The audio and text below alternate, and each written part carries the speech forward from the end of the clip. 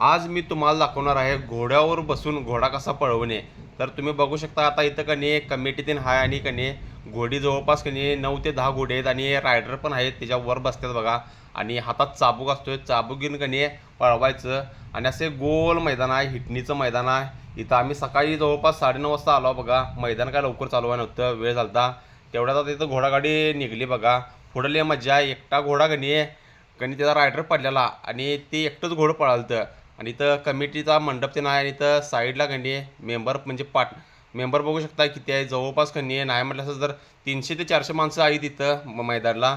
आणि ह्यो पहिला राऊंड झाला आहे. पहिल्या राऊंडलाच कनी दोघंजण 2 घोडे आहेत बघा पुढं. आणि अंतरले टाकले बघा पुढच्या 2 घोड्याने. आणि एक नंबर खतरनाक हा पट्टा आहे. आणि आता कनी इथं उभारलेला आणि घोडं आलं डायरेक्ट अंगावर. मोबाईल पडला बघा, तुम्ही बघू शकता. आता लगेचच पुढं कनी तुम्हाला दिसेल कसं काय हे घोडं आलं बघा काळं अंगावरच. आणि मोबाईल पडला मग आणि तेवढ्यात घेतलं. आणि ह्यो शेवटचा राऊंड आहे बघा. शेवटला कनी एक रायडर आला पळत आणि जो रायडर घोड्यावर बसलेला कनी तो पडलेला आणि घोडं नुसतं एकटं झालं. तरी तुम्हाला हा ब्लॉग कसा वाटला कमेंट करून सांगा लागते. आणि असेच जर व्हिडिओ तुम्हाला बघायचे असतील घोडागाडीचे, घोडा कसं पळवतात, तर मला फॉलो करावं लागतंय.